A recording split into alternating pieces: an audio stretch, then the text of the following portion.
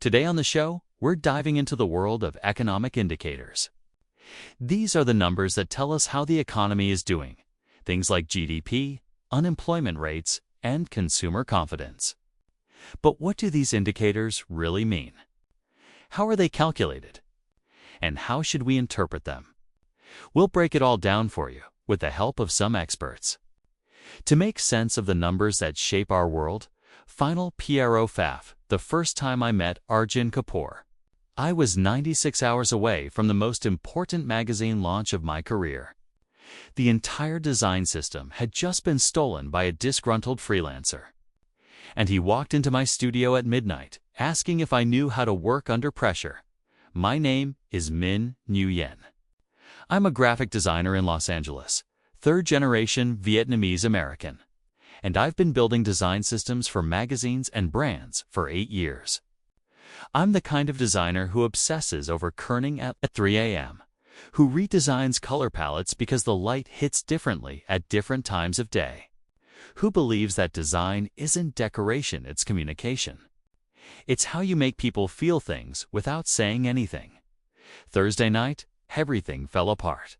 I was 3 weeks deep into the rebrand of Horizon, a legacy magazine that had been dying for 5 years.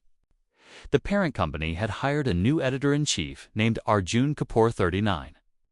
Reputation for turning around struggling publications, known for being brutally honest about creative work. I'd never met him in person. All our communication had been through design. Files and email feedback that ranged from excellent direction to this color palette is making me question your entire aesthetic philosophy. The launch was Sunday, 4 days away. Everything was locked, approved, ready for print. I had designed the entire visual system from scratch: typography, color palette, iconography, layout grid, photo direction, everything. Months of work compressed into something cohesive and beautiful, and ready to change how people perceive the magazine. Then Priya, it's called Priya, is one of my junior designers. Brilliant woman, works maybe 30 hours a week while finishing her degree. She'd been assisting on some of the icon systems and illustration direction. When she called at 11:47 p.m. on Thursday, her voice was shaking. Minh, I need to tell you something, and I don't know how to say it. What happened? I was still at the studio, reviewing files, running final checks on the color separations. I was looking at my portfolio, and I found design files that I didn't create, files that look like our Horizon work, but they're dated from 6 months ago. And I think Marcus might have stolen them. Marcus was the freelancer who'd helped on initial concepts. I'd let him go 2 weeks ago because he kept pushing back on my creative direction. Didn't understand the vision, wanted to make everything too decorative. I'd told him we were going in a different direction. I'd paid him in full for his work. I thought he understood. Priya, where are these files? Posted to a design portfolio site, under his name, with your exact color palettes and your exact icon system. Posted 3 days ago. My stomach dropped to the floor. I'm coming to the studio right now, Priya said. This is theft. This is its sabotage, I finished.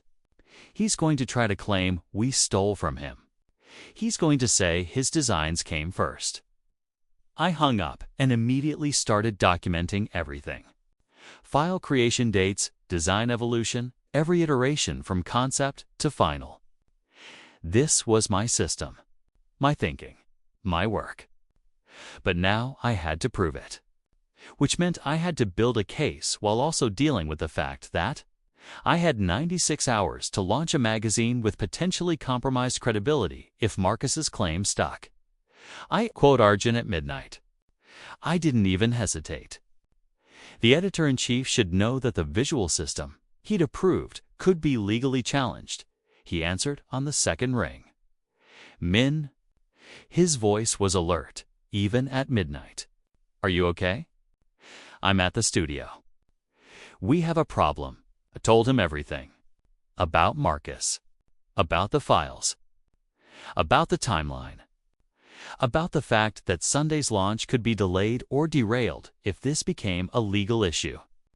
I heard him breathing on the other end, listening. "I'm coming to the studio," he said.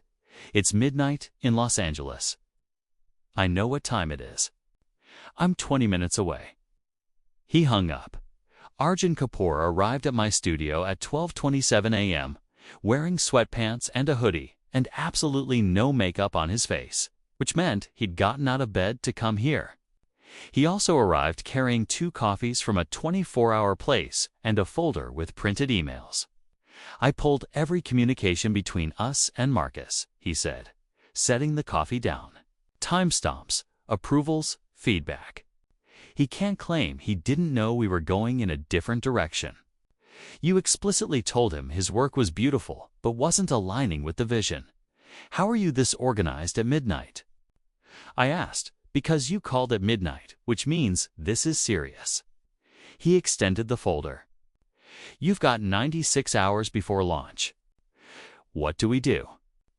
I looked at him, Matt, this man I'd only exchanged emails with, who walked into my studio at midnight with documentation and coffee and a completely clear head. And I realized I knew exactly what we had to do. "We prove it," I said. "We document the entire design process. Every iteration, every decision, every email where you gave feedback that shaped the direction.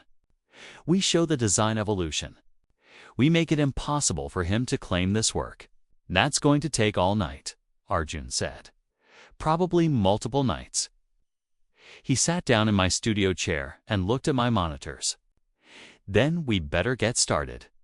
We worked not like I'd ever worked before. Arjun would read through the email, chains his own feedback, my responses, the evolution, and he'd ask questions about why I made certain choices. And I would explain, and he would listen. And then he'd ask something that made me defend the work, or reconsider it, or strengthen my thinking about it. We built a document together that was both legal defense and creative case study proof of process. Proof of thinking, proof that this design system wasn't accident. It was intention. Around 2 a.m., Arjun asked me, "Tell me something true." "Like what?" "I was running color proofs for the separation files. Like why you became a designer." I looked at him. My parents came from Vietnam in 1989. They didn't speak English. My dad worked at a print shop for 15 years without promotion because he couldn't communicate his ideas. My mom worked as a seamstress, making alterations, fixing other people's designs. They wanted better for me. They wanted me to have work that used my mind, not just my hands. I paused. But also, I wanted to make things beautiful. I wanted to take nothing and make it into something that made people feel things. I wanted to communicate without words. He nodded like that made complete sense. "My parents are both architects," he said. "My father designed affordable housing in Mumbai before we moved to the States. My mother designs community centers. They both believe that design isn't decoration, it's justice. It's how you make space for people who've been forgotten." He looked at me. "I became an editor because I believe the same thing, that the stories we tell matter, that how we present those stories matters, that design and editorial aren't separate, they're the same thing. They're how you make people feel seen." We kept working. By 4 a.m., we had documentation that would hold up to any legal challenge. By 6 a.m., the sun was coming up and we were delirious, and I'd made approximately 15 cups of coffee.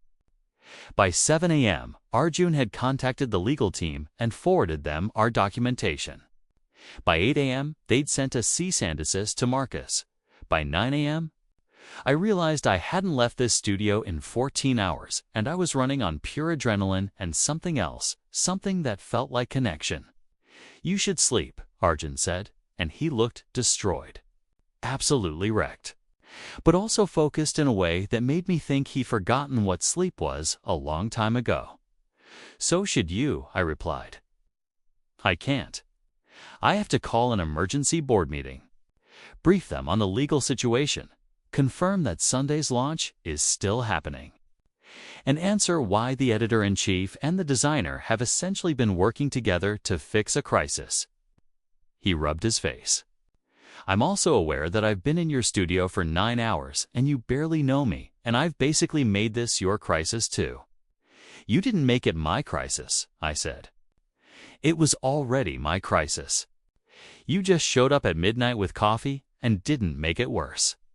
He looked at me for a long moment. I want to kiss you, he said. Right now, in your studio at 9 a.m. after we've both been awake all night, and I'm probably smelling like desperation and bad decisions. But I don't want to do anything that complicates the magazine launch or your sense of professional space. Kiss me anyway, I said. So he did. And it tasted like coffee and exhaustion and two people who operated best under pressure, and had just discovered they operated best together. Friday was a blur of legal confirmations, media statements, and board meetings. The magazine's parent company decided to move forward with Sunday's launch. Marcus's claims were dismissed as frivolous. Arjun held a press conference where he acknowledged the attempted sabotage and emphasized that the design system was built collaboratively with the visual team, which apparently now meant me, and that we were launching with complete confidence. Saturday night, I finished the final files. Every color separation confirmed. Every font specification locked. Every image properly covered. The entire visual system ready to print, ready to communicate, ready to make people feel things. Arjun came to my studio at 11 p.m. Saturday night, 24 hours before launch. He carried 2 bottles of wine and takeout from a Vietnamese place in Silver Lake. We have to eat, he said, and we have to not think about the magazine for 3 hours. We sat on my studio floor surrounded by monitors and design files and the evidence of 72 hours of work, and we ate Vietnamese food and drank wine and talked about things that had nothing to do with magazine launches or design systems or legal crises. Tell me about your family, he said. Tell me about yours. I countered. We traded stories. He told me about growing up in Mumbai until he was 12, about his father designing spaces for people who couldn't afford spaces. I told him about my parents' pride in my work, about my grandmother teaching me that beautiful things matter even when they're functional. He told me about moving to America and feeling like an outsider. I told him about being caught between 2 cultures and making peace with belonging to both. My parents want to meet you, he said around midnight. You've known me for 3 days. I've worked with you for 72 hours straight during a crisis. That's like 3 months of normal dating. He reached over and took my hand. And also, I'm an editor. I understand narrative. I know what this is. What is it? I asked. It's the moment in the story where 2 people discover they're the same kind of person. The kind who shows up. The kind who thinks. The kind who cares about making beautiful things and making them right. He squeezed my hand. It's the moment where you know. Sunday came. The magazine launched at 6 a.m. Digital distribution hit first. By noon, the first physical copies were in stores. By 2 p.m., we had confirmation that the rebrand was working. Web traffic up 47%. Social engagement up 62%. Subscriber inquiries flooding in at 3 p.m. I finally left the studio. Arjun was waiting in the lobby of the building. He'd been at a board meeting. He looked exhausted and incredible and completely present. We did it, he said. You did it, I replied. I just designed it. You did more than design it. You protected it. You fought for it. You made it beautiful under pressure. He pulled me into a hug. That's the kind of designer I want working with me. That's the kind of person I want in my life. 6 months later, the rebrand worked. Horizon magazine went from declining to thriving. We won 3 design awards. Arjun got promoted to publisher. I became creative director. We were both working too much and sleeping too little and completely happy about it. We moved in together in Silver Lake, a space with floor-to-ceiling windows and my design studio taking up one entire room. His books everywhere. My design equipment everywhere. A life that was equal parts controlled chaos and intentional beauty. My family met his family at a hybrid. Dinner Vietnamese and Indian food. 2 tables pushed together. My grandmother and his mother bonding over the experience of raising immigrant children in America. His father asked me detailed questions about color psychology in magazine design. My dad and Arjun talked about the relationship between form and function, like they'd known each other forever. 1 year after the crisis, Arjun took me to a gallery opening in downtown LA. New designers, emerging voices, work that was beautiful and raw and honest. We walked through, and he held my hand, and somewhere in the middle of looking at someone else's design system, he got down on one knee. He was holding a ring. Simple, elegant. Designed by a local jeweler, Vietnamese and Indian goldsmith who'd combined both families' aesthetic traditions into one piece. "I love that you stayed up for 72 hours to protect your work," he said. "I love that you think about kerning at 3 a.m. I love that you believe design is communication. I love that you show up when things fall apart." He extended the ring. "Will you marry me?" "Yes," I said. Obviously, yes. We got married 6 months later in a space designed specifically for My Design. His curation, both families contributing traditions. The ceremony had programs that I designed. The flowers were arranged in a grid system I created. Every detail was intentional and beautiful, and the product of 2 people who believed that how you present things matters. Asterisk at the reception. Arjun gave a speech about meeting someone in a crisis and discovering that crisis is just opportunity disguised as chaos. He talked about the magazine launch and the first 72 hours like it was the beginning of everything, which it was. My speech was simpler.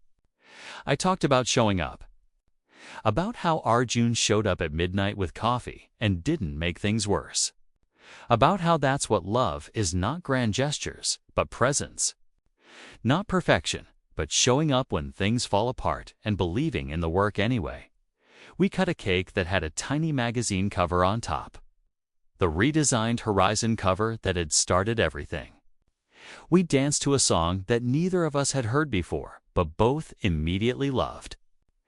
We left our wedding and went straight to work because Arjun had a magazine to edit and I had a rebrand to finalize for a new client. That's our life. Work that matters. People we love. Design that communicates. Stories that stick. The End Epilogue, CCTV timestamp, June 15, 2027. 22:34 Security footage from Horizon Magazine's design studio. Min at a workstation reviewing color proofs. Arjun walks in from his editorial office carrying 2 coffees. He sets one down next to Min's keyboard. Their hands touch briefly as Min takes the cup. Both are smiling. Wedding rings visible on both hands. In the background, the LA skyline visible through studio windows. In the foreground, 2 people who learned that showing up matters more than being perfect.